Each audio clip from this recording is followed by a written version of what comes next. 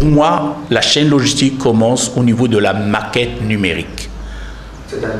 Ah, alors là, c'est très simple. Aujourd'hui, grâce à la numérisation, grâce au pouvoir de l'informatique, etc.,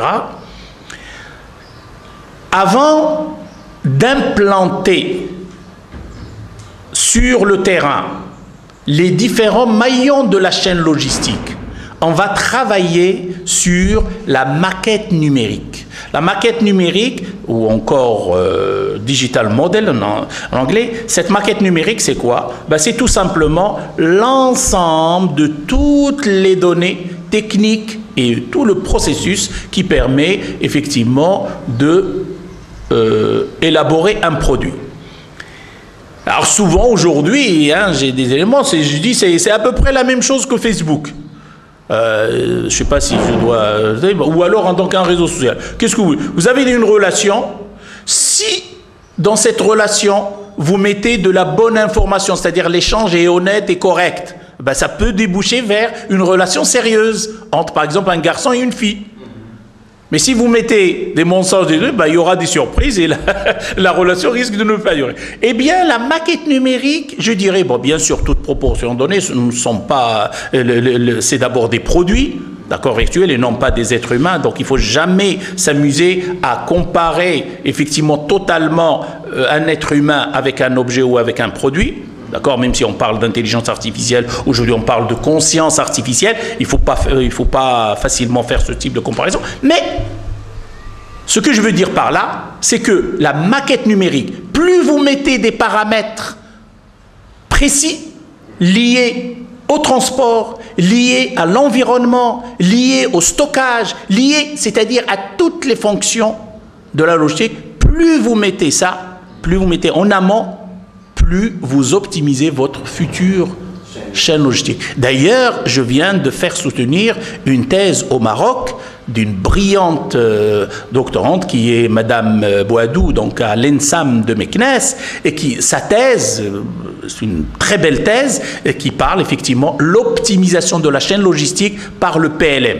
Le PLM, Product Life Cycle Management, c'est cette gestion des données techniques le long des données d'un produit le long de son cycle de vie et qui génère en fait ce binôme, ce couple, cette corrélation entre le process et le produit, processus produit. Et ça, c'est très très important. Donc finalement, moi, la chaîne logistique, elle commence à ce niveau-là. Parce que c'est à ce niveau-là qu'on va échanger avec les différents, sur la maquette numérique, avec les différents partenaires. Et lorsque nous avons réussi ce schéma-là, ce scénario, on va pouvoir implanter. Donc, vous voyez, c'est la chaîne logistique, il est temps aujourd'hui. Bon, effectivement, on restera toujours comme ça. Si on parle de supply chain, on va faire du fournisseur, cet aspect physique. Mais moi, je pense qu'il y a une partie virtuelle très importante en amont, effectivement, de la chaîne telle qu'on a conçue.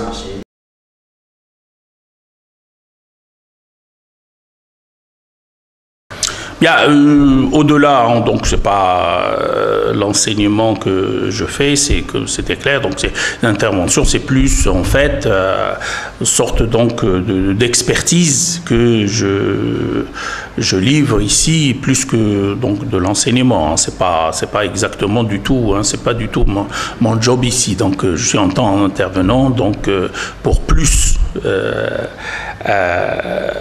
assister ou partager mon expertise avec un ensemble effectivement donc d'intervenants, hein, que ce soit en termes donc de séminaires, que ce soit effectivement de tables rondes ou d'organiser plus ou moins, etc. dans le cadre de l'IST.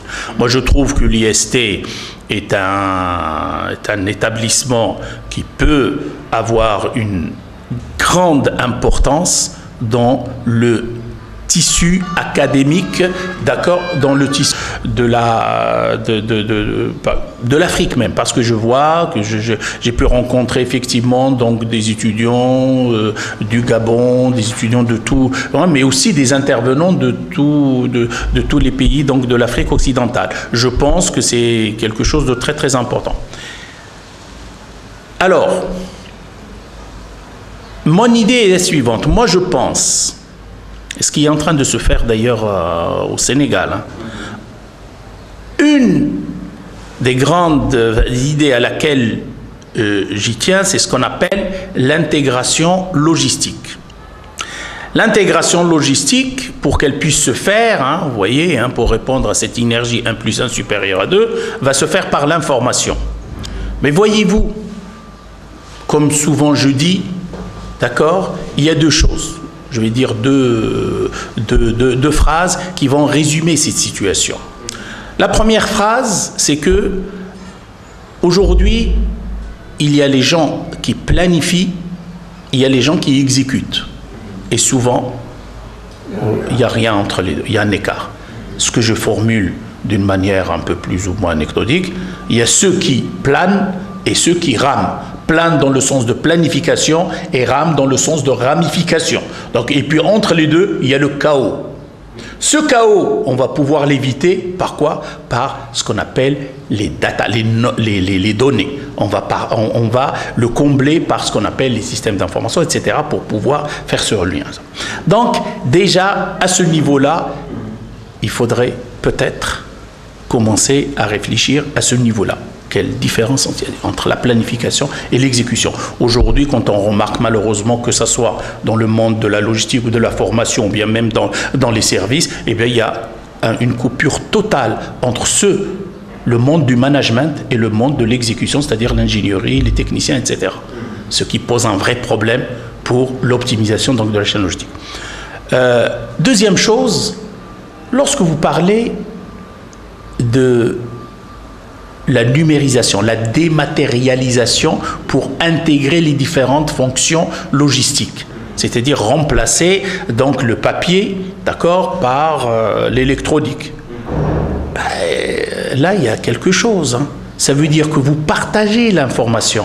Or, partager l'information, c'est-à-dire c'est s'ouvrir à l'autre. Mais s'ouvrir, c'est se découvrir. Ça veut dire il faut de la transparence. Et là, c'est une dimension purement politique. Sommes-nous en Afrique transparents? On ne peut pas prétendre avoir une chaîne logistique optimale, optimisée, si on n'a pas une vraie transparence au niveau du... Et ça, c'est un vrai problème. Vous allez me dire, c'est politique. Ben oui, la logistique, c'est à peu près tout. La logistique, on essaie un tout petit peu de communiquer cette idée-là. Un logisticien doit s'intéresser à plusieurs domaines, doit être, comme disent certains, aware, mais il doit être à l'écoute de toutes les évolutions. Et surtout, il faut plus de démocratie, plus de justice, plus de transparence. Ceci explique cela. Je vous donne juste un exemple. Vous prenez un camion qui vient de Saint-Louis pour livrer à Dakar. Et pour X raisons, on l'arrête. Un gendarme l'arrête. Quand c'est justifié, on pourrait éventuellement prévoir tout ça. Mais quand ce n'est pas justifié, alors je ne dis même pas Dakar, d'autres pays, je ne dirai pas le nom, d'autres pays où l'agent de l'État va arrêter tel ou tel pour qu'il puisse, lui, soutirer de l'argent sous forme de bakshish ou sous forme de quoi que ce soit. Et alors, comment on va faire de la logistique, de la planification, de la stratégie? On est sur un monde informel. Il faut éviter l'informel. La logistique ou le génie logistique se base sur le formel. Tout est transparent, tout est clair. Alors je sais que je rêve, je sais que je sais pas, moi il y a beaucoup de gens qui vont dire oui, il est dans un monde bisounours. C'est pas grave, je préfère rester comme ça, mais au moins je sais que si vous voulez demain arriver au taux du coût de logistique de la Finlande à 5%, ben je peux vous assurer qu'il faut beaucoup de transparence, beaucoup de démocratie, puis surtout de justice. Je rappelle tout simplement parmi tous les zéros, juste tous les zéros, on a le zéro défaut, zéro, mais ici malheureusement, on oublie qu'il y a un autre zéro qui est très important, c'est le zéro mépris.